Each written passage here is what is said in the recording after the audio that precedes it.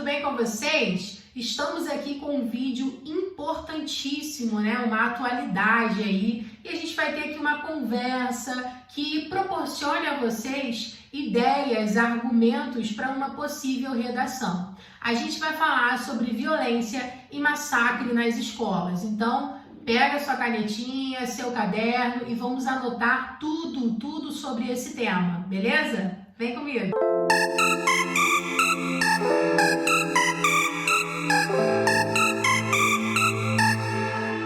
O que é violência?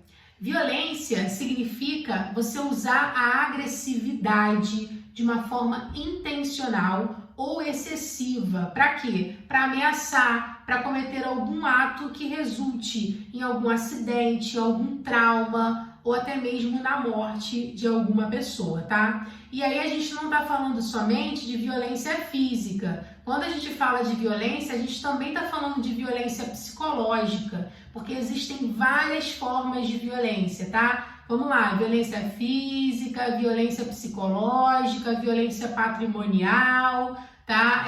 Você fazer algum tipo de coisa ali com aquela pessoa, dizer, fazer, ameaçar, tudo isso é violência, tá? A gente vai perceber que a violência existe na sociedade há muito tempo, ela é histórica. Por quê? O que vai ancorar a violência são as relações sociais de poder. Desde que o mundo é mundo, né, a sociedade ela se divide em hierarquias de poder. Então, em todos os espaços, você vai ver que existe uma hierarquia. Dentro de casa, na escola, em um hospital, em um trabalho, né, empresas em geral, na rua, na sociedade como um todo, na cidade, nos países, tudo. Corporações, em todos os lugares, as hierarquias existem, né? E essas hierarquias, a gente costuma chamar elas de hierarquias de poder. Por quê? A gente só estrutura a sociedade dentro de uma lógica hierárquica para a gente deixar bem claro quem manda e quem obedece. Aí você vai falar assim para mim, professor, então é isso que gera violência? Não, não é somente isso, tá? Mas a gente precisa entender as estruturas sociais. Então, quando a gente olhar a sociedade, vamos imaginar aqui que a sociedade seja uma casa. A primeira coisa que eu tenho que fazer para construir uma casa não é sair pintando a parede, que primeiro tem que existir a parede, né? Mas também não é construir a parede. A primeira coisa que eu faço é preparar o terreno. Eu tenho que saber o tipo de solo, o que eu vou colocar ali, que superfície é essa, né? Qual o peso da construção civil que pode ficar ali sobre esse solo. E eu tenho que fazer uma boa fundação. Tem que colocar ali a fundação daquela casa, a estrutura, a coluna, para depois pensar em parede, em laje, e a decoração fica por último, tá? Então, quando a gente pensar em sociedade, a gente vai pensar em uma casa que tem estruturas. E a estrutura da casa é uma coisa que, fica ali, Você muda a cor da parede, você pode até quebrar uma parede para ampliar um cômodo, mas a coluna, a fundação, essas estruturas são coisas muito mais difíceis de você mexer. E qual é a estrutura da sociedade? A estrutura da sociedade são as relações de poder, né? E são relações que foram estabelecidas de uma forma muito tortuosa, muito errônea para as minorias sociais. Então, quando a gente pensa em sociedade, a gente vai pensar em uma casa que tem a estrutura do machismo, a estrutura da homofobia, a estrutura da intolerância religiosa, a estrutura do racismo, a estrutura da elitização, né, a desigualdade de classes. E você vai ter uma série de reproduções sociais dentro dessa lógica estrutural. Então, a sociedade, ela tem essas colunas, né? Essas colunas muito bem fundamentadas, digamos assim. E quando isso tudo já está construído, né? Pensa aí, quando a casa já está feita, qual é a lógica? A gente morar nessa casa, né? Aí vamos supor que vai um casal ali morar nessa casa, e depois esse casal vai ter filhos, e as pessoas vão ficar nascendo ali dentro dessa estrutura. Tá entendendo onde eu tô querendo chegar? Exatamente isso. Nós nascemos nessa estrutura de sociedade. Nós estamos inseridos nisso. Então, o tempo todo, a gente produz essa sociedade e a gente reproduz essa sociedade. Aí você vai falar assim, tá, mas e a escola? O tema é escola, o tema é violência na escola. Cara, a sociedade, ela tem locus, ela tem lugares, né? O que é o locus? O locus, ele é um lugar dentro de um outro lugar. Então, a escola, ela está dentro da sociedade. Ao mesmo tempo que ela recebe influência dessa sociedade, ela também vai influenciar essa sociedade. Ela é um lugar dentro do outro. Ela interfere e é também interferida. Percebem isso? Então, quando a gente fala da violência, a gente está falando de uma coisa muito ampla, né? E aí, quando a gente vai levar a questão da violência para a escola, a primeira coisa que a gente tem que citar é o que é escola. O que é escola, gente? A escola é uma instituição que fornece o processo de ensino para os alunos, né? E como que esse processo de ensino ele vai ser dado? Ele vai ser dado ali pelo professor. E o objetivo é você formar, é você desenvolver cada pessoa que está ali, cada indivíduo, dentro de uma lógica cultural, social, cognitiva. Então, a escola, ela é uma instituição de ensino, tá? E toda escola, ela vai reproduzir um sentido geral de sociedade. Toda escola ela vai ter uma essência de escola. É claro que existem várias modalidades de ensino. A gente vai ter aí o ensino tradicional, que foi o que eu tive, possivelmente foi o que vocês tiveram, inclusive é o que a gente está tendo aqui agora, né? Mesmo sendo um pré-vestibular, é um ensino tradicional. Mas a gente tem também outras formas de pedagogias, outras formas de estruturação dessa educação. Podemos citar a educação construtivista, podemos citar a educação montessoriana, podemos citar a pedagogia Waldorf, podemos citar a pedagogia paulo freireana. A gente pode ficar aqui até amanhã falando de várias modalidades de ensino, só que a escola é uma instituição de ensino. É onde você vai ou para trabalhar, para fazer parte desse processo de ensino da educação de alguém, ou você vai para aprender. Ou você está ali oferecendo esse serviço, ou você está ali recebendo esse serviço. Pode ser o serviço pago, né, privado, ou pode ser o serviço público, que você vai pagar de uma outra forma, digamos assim, mas que você naquele momento não vai precisar pagar uma mensalidade, você vai pagar por intermédio dos impostos, né, que são as escolas públicas. Eu quero nesse momento citar Paulo Freire, com uma frase que ele fala que eu acredito muito e que eu gosto muito e eu quero dividir com vocês. A educação sozinha não transforma a sociedade, não transforma. Mas sem ela, tampouco a sociedade muda. Isso é muito verdade. Isso me faz pensar o projeto utópico da escola, sabe? Porque assim, eu sou professora, eu me formei. E quando eu estava na universidade, eu criei muita expectativa acerca do meu papel dentro da sala de aula. E quando eu cheguei, eu falei, caramba, eu quase não posso fazer nada para efetivamente ali, naquele momento, em curto prazo, mudar a sociedade. Eu consigo transformar gradativamente a sociedade através do que eu ensino aos alunos, mas às vezes no processo de ensino-aprendizagem existe tanta violência, existem tantos conflitos cotidianos que muitas das vezes a escola, esse grande projeto lindo e maravilhoso, transforma-se em um projeto utópico, né? Distante da realidade, distante da gente conseguir de fato estabelecer ali, né, esse processo e obter resultados ali e tudo mais. É claro que existem coisas que são para já, que você vê, nossa, meu aluno evoluiu, cresceu e tudo mais, isso é muito legal. Mas pensando pela lógica da convivência, do cotidiano e das relações tradicionais, o projeto escola, ele acabou indo para um outro lado. Vocês vão entender que lado é esse. Bom, a palavra escola, ela vem do grego escolé, tá? Que significa ócio. Olha isso. É o mesmo que você pensar em lazer ou tempo livre. Seria maravilhoso, né? Porque, na verdade, Quando a gente vai para a escola, a gente faz tudo menos ficar parado, como professor ou como aluno. A gente tem sempre o que fazer nessa lógica social de uma educação produtivista, né? Então, esse significado, ele vai vir da escola na Grécia Antiga, que diferente do que a gente vê atualmente, era uma reunião, era um momento em que os cidadãos gregos, eles tiravam um tempo livre para discutir sobre filosofia e alguns comportamentos sociais. Então devia ser uma escola assim daquelas que a gente viveu muito pouquinho, né? Quando vinha um professor e queria trazer esse sentido, vamos fazer uma roda, vamos conversar, vamos debater, qual a opinião de vocês, né? Às vezes eu faço isso, mas a estrutura social não permite que a gente faça isso cotidianamente. Porque a gente tem o que? A gente tem hierarquias, né? A gente tem relações de poder, a gente tem a pressão das avaliações, a gente tem a imposição da normatividade. O que seria isso, gente? Isso é de fato que eu quero falar agora com vocês sobre o projeto utópico da escola.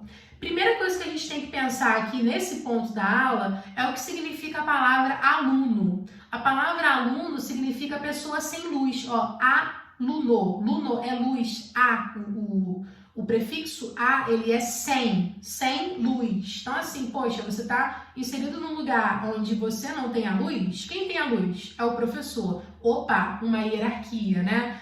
Vocês, alunos, não sabem de nada e eu, professor, sei de tudo, tá? Não é que eu concorde com isso, mas é essa a estrutura escolar. Se a gente parar para pensar no ambiente escolar, a gente vai ver que tem uma grande mesa com uma cadeira que fica ali no centro, né, no palco da sala de aula, que é a mesa do professor, a cadeira do professor e o quadro onde tudo vai acontecer, onde todo o conteúdo vai ser exposto, e todos os outros estão todos virados para essa pessoa, para esse grande ser iluminado que é o professor. Todos enfileirados, porque, ó, normatividade, tá? Todo mundo enfileirado, não pode se mexer, não pode levantar. A cadeira que se apresenta para vocês, ela já tem uma função ali muito bem clara, que é o quê? Sentar e estudar.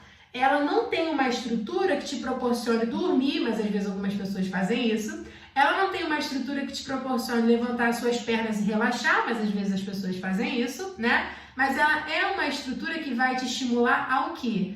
A seguir uma regra, a seguir uma normatividade. E quando o professor dali, daquele grande palco, olha para aqueles alunos, ele vê o quê? Um conjunto de mesmos. É claro que cada um de nós temos as nossas diferenças, mas qual é a ideia da escola? É estruturar, é normatizar. E ali, vira e mexe, vai acontecer algumas coisas que vão quebrar essa regra, que é o quê? Um aluno com déficit de atenção que não consegue ficar parado, um aluno com hiperatividade que quer levantar, que quer correr pela sala, né, que acaba tendo ali um conflito também entre os alunos. Vai ocorrer ali um convívio entre aquelas pessoas e, como a gente sabe, às vezes no convívio existem conflitos, existem expressão de emoções e sentimentos, então a escola, ela tem ali um lugar chamado sala de aula e tem também o banheiro, e tem também o pátio, tem também o refeitório,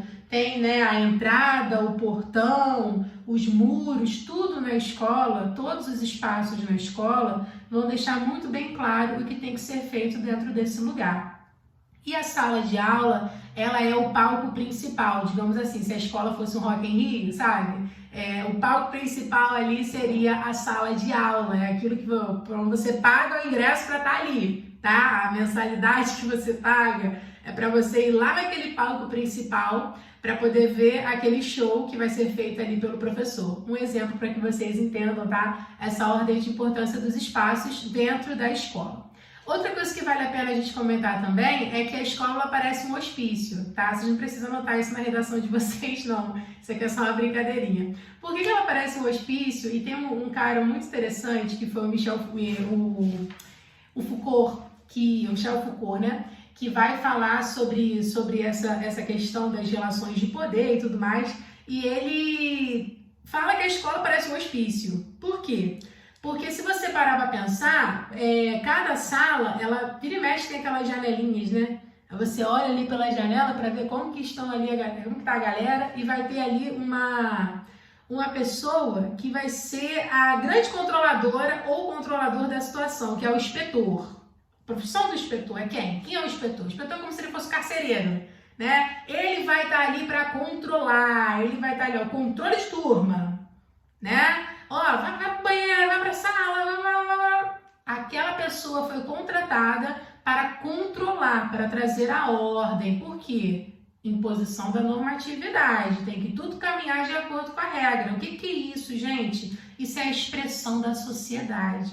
Então, a escola, ela é o primeiro contato que o indivíduo vai ter com a sociedade, com as regras instituídas, com as regras de convivência, com as normas dos espaços, com as relações sociais hierarquizadas. A escola, ela vai trazer esse sentido para as nossas vidas. E a família ela vai reforçar isso. E a escola vai reforçar também a estrutura familiar. Então vai ser sempre uma troca. A escola troca com a sociedade troca com a escola. E nós, indivíduos, estamos ali passeando por esses espaços e aprendendo como devemos nos relacionar dentro dessa sociedade, hierarquizada e construída com bases e estruturas tortuosas, errôneas, que muitas das vezes a gente precisa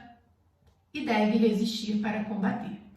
Bom, e agora a gente vai falar um pouquinho sobre violência. A gente vai falar um pouquinho sobre violência urbana e a escola. Qual é a relação disso tudo, gente? Olha, eu, por exemplo, já habitei algumas salas de aula como professora e como aluna em que eu via frequentemente a violência urbana presente na sala de aula. Muitas das vezes dando aula, um tiroteio, todo mundo pro chão, né? Como aluna e como professora. Muitas das vezes dando aula para pessoas ali envolvidas em situações clandestinas, né? Na questão da vida do crime. Muitas das vezes percebendo que esses assuntos cotidianos da vida do aluno estavam sempre presentes ali na sala de aula e também percebendo o seguinte, que a própria escola em si, ela vai sofrer uma influência com a violência urbana do entorno, né? Você dar aula, você estudar numa escola, num espaço favelizado, é bem diferente de você dar aula e você estudar numa escola em um espaço nobre. Então, essa dinâmica dos espaços, elas vão estar o tempo todo influenciando a escola. E isso é o que, gente? Isso é análise geográfica. Então, a gente entender isso é muito importante. E assim, citando um pouquinho alguns dados, né, da Secretaria Municipal de Educação, somente em 2017, uma em cada 4 escolas brasileiras teve que fechar as portas durante algum período ou foi forçada a interromper as aulas por causa de algum tipo de confronto. Então, a gente vê que a escola, ela sofre essa influência da violência urbana. Outra questão também é a violência familiar, né? Porque assim, se a gente pensar, por exemplo, socialmente falando, como que a gente combate a violência? Socialmente falando, a gente combate a violência com mais violência, né? Se a gente parar para pensar, com mais conflito, com uso de armas, né? Com coerção policial. O que é isso? Eu tô ali fazendo carinho? Não, a gente aprendeu, não tô falando que tá errado não, tá, gente? Nem que tá certo não. Mas a gente, socialmente falando, aprendemos a resolver a questão da violência de uma forma ali pautada na violência, né? Tiro, porrada e bomba, que a gente estava conversando, botando aquela música ali do início da aula de Oriente Médio, né? Falando um pouquinho, sai da frente, lá vem eles, minha gente. Isso tudo que acontece no Oriente Médio, a gente vai ver também nas escolas brasileiras, essa coisa do conflito armado, essas guerras urbanas, a ocorrência do crime nas favelas e tudo mais. Então, a violência familiar, a violência urbana, a violência nas escolas, elas vão estar o tempo todo ali reproduzindo uma lógica social, né? Então, você vai ver a presença dessa violência em várias situações.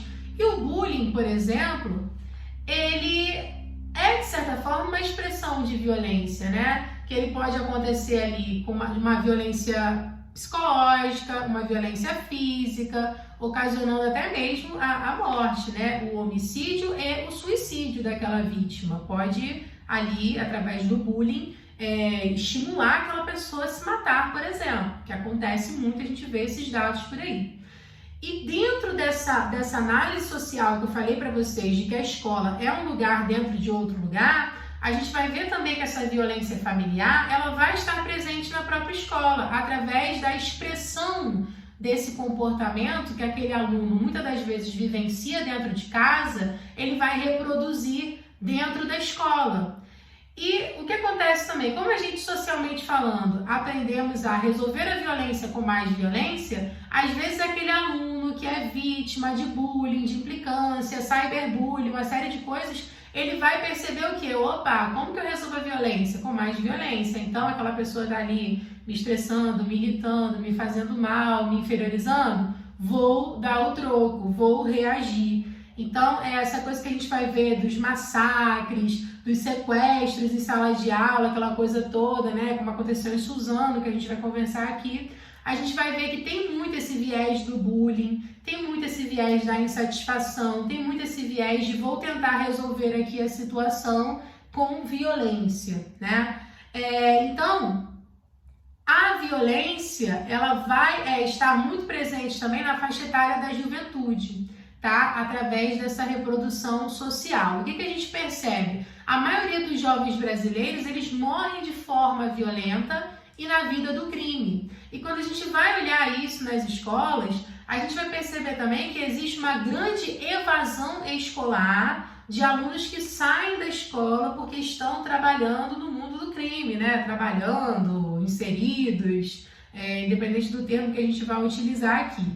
E essa causa de mortalidade, ela é tão grande, que se a gente pegar aqui os dados do IBGE, né, de 2011, falando da participação, né, a porcentagem das causas de mortalidade na população jovem e não jovem, a gente vai perceber que a maioria dos jovens morrem por homicídios e de forma violenta. E quem mais ocupa a escola são os jovens. Então a gente vai perceber que existe sim essa questão da faixa etária, de você ser mais alvejado, de você ser mais vulnerável para a vida do crime, né? Agora, falando um pouquinho sobre a violência contra os professores, tem uma pesquisa que a gente pode citar, que ocorreu em 2015 pelo Sindicato dos Professores de São Paulo. São Paulo é um dos principais lugares que mais ocorre violência contra professores e violência dentro das escolas, tá?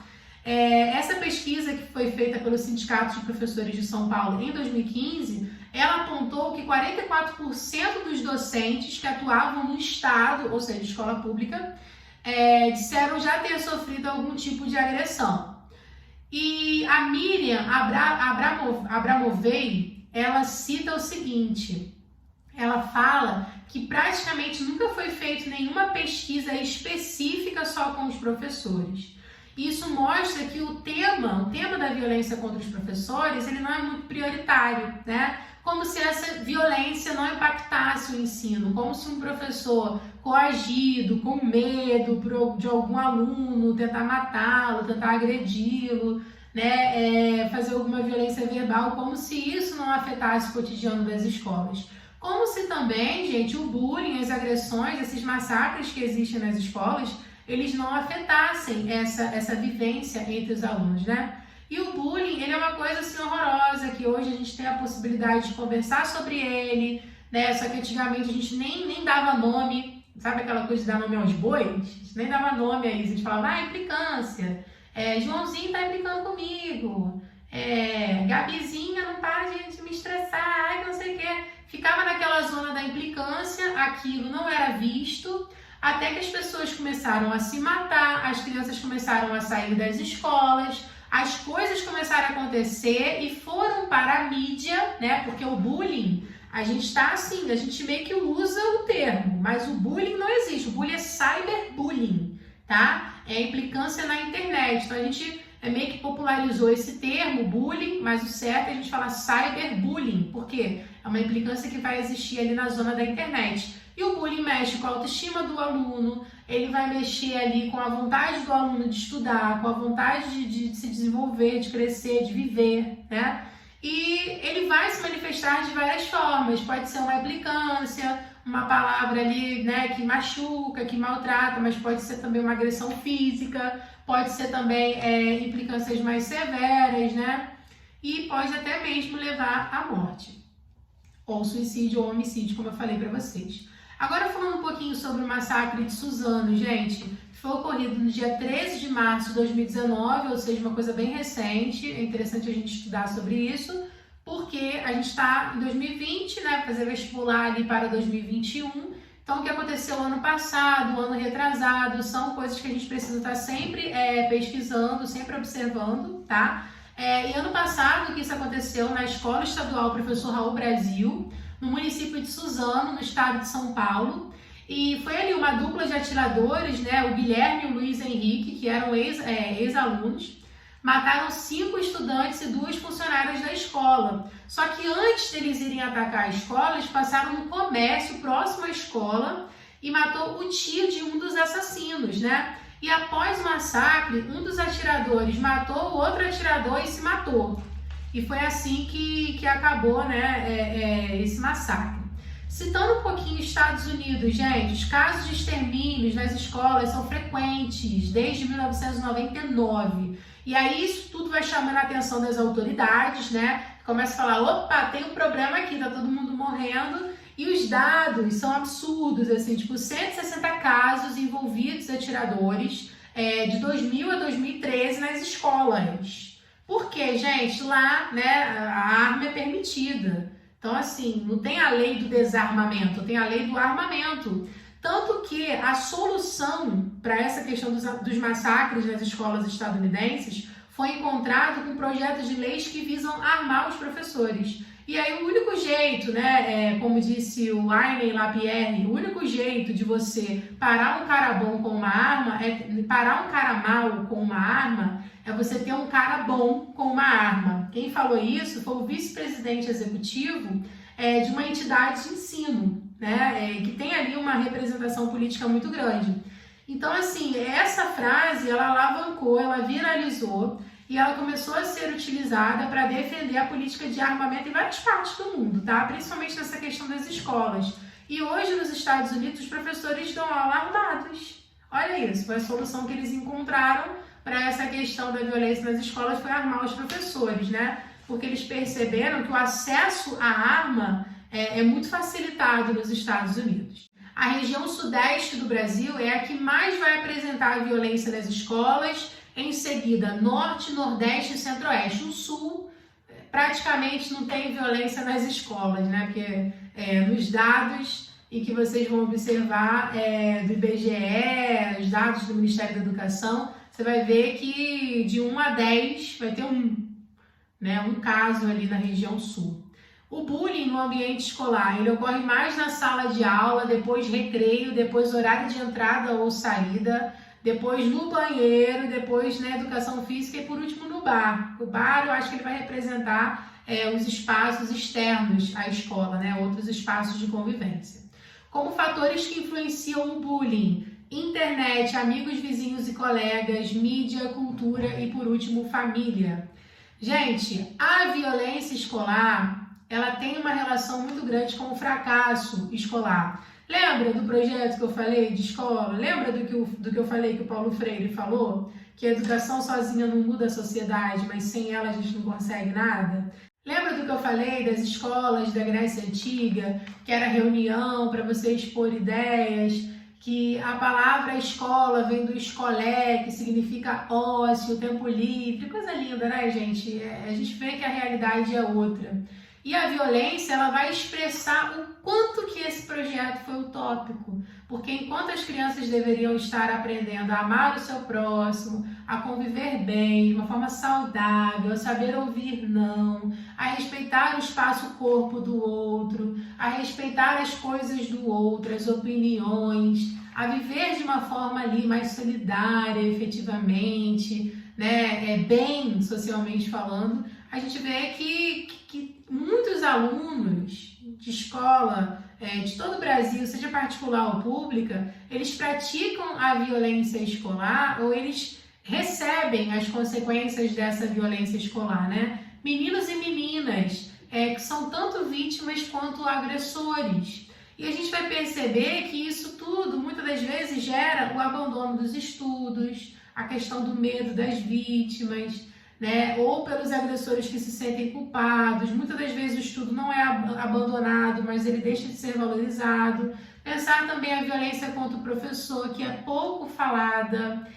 O aluno agride o professor, como que o professor pode reagir, né? O aluno é menor de idade, então não existe lei prevista para isso. Tem a lei do servidor público, mas quem é professor de escola particular não vai pegar a lei do servidor público, vai para uma lei geral, né, de agressão física, então você não tem ali também uma constituição voltada para as escolas. E é importante a gente falar sobre isso, tudo isso que a gente está conversando não deixa de ser também um conteúdo para a sua argumentação, né, um conteúdo para a sua proposta de intervenção, coisas que podem aí também te ajudar aí na sua redação. Eu sugiro que vocês pensem nesse tema, eu sugiro que vocês criem uma dissertação sobre esse tema, eu sugiro que vocês sempre façam essa relação entre Estados Unidos e Brasil, que vocês entendam que as regiões do Brasil, elas são muito desiguais entre si, então a gente vai ver a violência, ela sendo ali relatada, ela sendo vivida de uma forma diferenciada também. Entender a filosofia da violência, a história da violência é muito importante porque a violência ela faz parte da nossa história de vida, ela nos acompanha, todos nós somos violados, somos violentados de uma forma ou de outra e muitas das vezes a gente demora anos para perceber que a gente estava sendo violentado de algum modo. Pensar e repensar também a estrutura educacional. A educação que estão nos oferecendo às crianças, aos adolescentes e aos adultos dentro da escola, dentro do seio familiar, dentro da sociedade como um todo, né? É uma educação por si só muito violenta. Mesmo quando não existe agressão física, estamos falando de outros modelos de violência, como, por exemplo, a violência psicológica, a crítica excessiva, que também não deixa de ser uma violência, né? Você impedir a expressão de características diferenciadas, porque a escola, principalmente, ela vai impor uma normatividade, assim como a sociedade impõe. Então, se é difícil, por exemplo, para uma mulher, para um homossexual, para um negro ou negra, viver na sociedade estruturada de uma forma errônea, pensa nisso também dentro da escola, porque a escola, lembra que eu falei? Ela é o locus da sociedade, ela é um lugar dentro de outro lugar. Então, quando você for pensar em escola, pensa a sociedade também e reflita a contribuição que a escola dá para a sociedade e a interferência que ela sofre da sociedade. Espero que essa aula tenha sido bastante proveitosa, que tenha trazido para vocês muita criticidade e muita criatividade e principalmente conteúdo acerca desse tema. Um grande abraço e a gente se vê na próxima aula, no próximo vídeo. Beijo!